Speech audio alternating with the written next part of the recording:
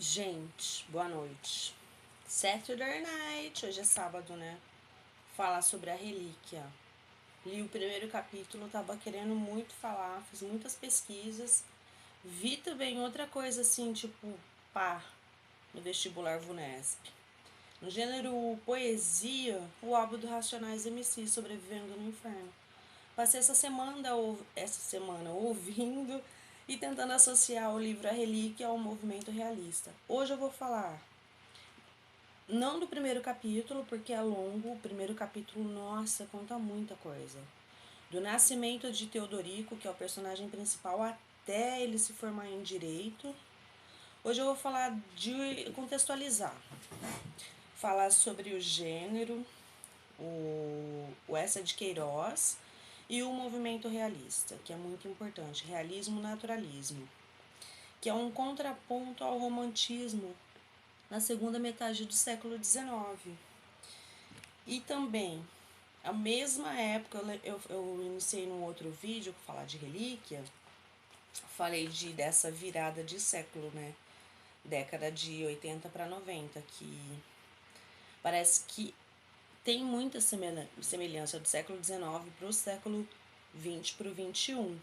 Expor essa realidade, né? E o que foi o realismo, gente? Primeiro vou falar do estilo literário da obra do Eça de Queiroz, que é bafo, é ironia, é um estilo literário que ele escreve ironia. Ironia é o que? É humor, mas é um humor seguido de tragédia.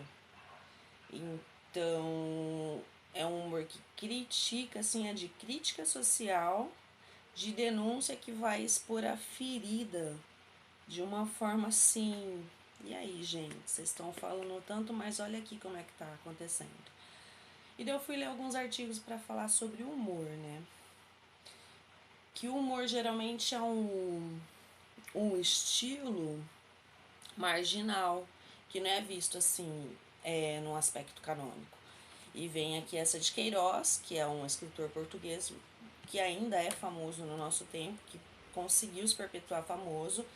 Mesmo ele é português, europeu, mas é da nossa língua, é importante. Eu vou recuperar o humor. Falar de um artigo que eu li e esqueci de pegar a citação que fala que o humor torna todos humanos, derruba deuses. E o humor também é bem criticado, se a gente for fazer um paralelo. Realismo também é anticlerical. É um movimento que aconteceu. Vamos falar do contexto. Eu falei que ia falar de contexto e do estilo, né? Então, o que vai criticar? O que o Essa de Queiroz vai criticar, vai ironizar no tempo dele? É essa estrutura, essa forma de governo que tem muita interferência da igreja dentro do governo. Então, o primeiro capítulo já é escancarado ali. Ele vai falar que o pai dele era um padre. Já começa aí a polêmica, né, gente? Tudo girava em torno, assim, o conhecimento girava em torno do conhecimento teológico, né? E o que estava acontecendo na Europa? Era uma virada de posicionamento. A república estava tomando parte da monarquia. E o liberalismo também, né? A burguesia tomando o poder, os liberais, e tentando derrubar a monarquia, um sistema de governo para colocar outro, a república. Só que Portugal, lembrando que o Eça de Queiroz é português, Portugal estava um pouco atrasado em relação a tudo que estava acontecendo na França e na Inglaterra. E Portugal ainda tinha muita influência da igreja, com certeza. E essa situação é própria do naturalismo realismo, que é aquela que, tipo, libertar o pensamento da sociedade, libertar o Estado, libertar a forma de pensar do romantismo, dessa coisa idealizada. E houve até nesse momento em Portugal uma polêmica entre a Faculdade de Coimbra e a Faculdade de Lisboa, que esses autores, esses pensadores se reuniram nessas convenções do Cassino para falar desse movimento. Vamos ser mais combativos, engajados, fazer uma arte engajada. E o Eça de Queiroz, como escritor, escrevia em folhetins também. Ele era cônsul e tinha essa facilidade de estar no meio ali político e dos pensadores da época para pensar nos rumos da sociedade em que ele vivia. Então, que ele propunha uma racionalidade, algo mais científico. O realismo ia descrever e expor a sociedade da classe média. E o naturalismo vai expor e tratar a sociedade da classe baixa, da massa, né? É uma coisa assim mais tipificada, mais observava as pessoas como no seu habitat natural mesmo, uma coisa mais científica. E essa ironia, que o estilo que o Elsa de Queiroz usar, que para denunciar, que eu já falei, que combateu, eu sempre vou falar que a ironia, o humor sempre é combatido pelos conservadores, porque eu ia falar de bom gosto, de bom senso, que gerou essa polêmica da geração de 70, naquela época do Elsa de Queiroz, que é muito vulgar se falar, expor as pessoas. Então, se pensava numa arte, no ideal, tinha que ser mais elevado, né? Tanto é que os ideais, a moral da época religiosa, católica, do Estado, caía por terra quando se olhava para a sociedade, a realidade em si, né? Que Estado é esse? Que igreja é essa? Que cristianismo é esse?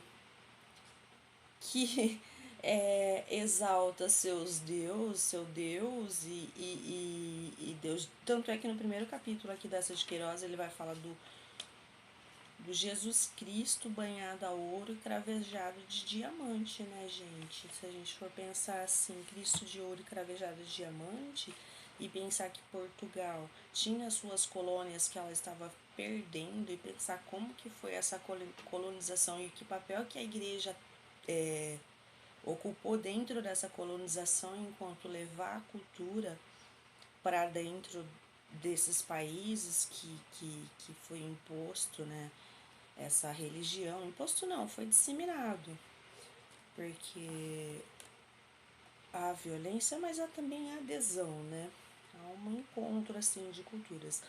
Mas parar para pensar, olha, até que ponto que esse ideal cristão, jesuítico, essa ideia de Cristo, de levar a palavra, o amor e a compaixão, cai por terra quando essas riquezas, toda essa riqueza não é distribuída. E você olha para o lado, você vê pessoas na miséria, pessoas vivendo como animais, patologias, coisas que se arrastam ao longo do tempo. Como que isso é justificado, né? A ideia que a religião, que, que, que a filosofia, que o conhecimento, que a ciência, como que vai justificar essa questão? Então, por enquanto, era uma situação assim, mais racionalista, tentar olhar para a sociedade de uma forma racional e não mítica, baseado na teologia, que era a ideologia, a forma de se pensar e de conceber o conhecimento na época. E como havia um movimento na França republicano, mas existia também a resistência a esse movimento republicano, a esse movimento liberal, porque vinha também das classes emergentes e surgia também esses movimentos de independência dos países colonizados, né? Então, aceitar essa situação e aceitar que a coisa não está indo bem e que eles estão perdendo poder é uma coisa bem complicada também. E daí, para falar do humor, citar uma obra clássica, que essa escrita da ironia, você vai criticar, tensionar um ponto ali que está ruim, uma falha, pegar o ponto fraco de uma sociedade de alguém e tensionar para dar a dimensão de como está ruim aquilo ali, entendeu? Isso é a crítica. Falar do Satiricon, escrito por Petrônio, 60 anos antes de Cristo, que já narrava assim um declínio de uma sociedade, um declínio de um pensamento. Então, geralmente, a crítica é em relação a um pensamento que está se deteriorando, que não se sustenta dentro de uma sociedade. Por exemplo, se existe uma religião pautada na compaixão, no amor, por que vai acumular riquezas e não olhar para o próximo, deixar o outro à mercê? E por isso acho que vem a Relíquia e o Segredo Racionais também, duas obras de virada de final de século realista, mostrar a fraqueza humana e os ideais, essa questão do bom senso, do que é certo, do que é correto, também para ser repensado, né? Que é um homem de bem, o que é ser cristão, aqui, para que serve a religião? É nesse sentido que o Eça de Queiroz questionou lá no final do século XIX e que também foi contestado, não numa forma literária, numa forma bem real mesmo. E a gente não pode se esquecer que o álbum do Racionais MC, fazendo esse paralelo, teve muita influência em uma geração toda e em duas gerações, eu acho que eu posso pensar, duas gerações. Quem ouvia e os filhos de quem ouvia, entendeu? Eu acho que um álbum inteiro, quando dá um significado para a vida das pessoas, realmente merece ser estudado. E é isso que eu tenho para falar de realismo, naturalismo e desse movimento do Eça de Queiroz, para começar o capítulo 1 no próximo vídeo. Certo? Já se delongou demais aqui, 11 minutos é demais. Beijo, valeu.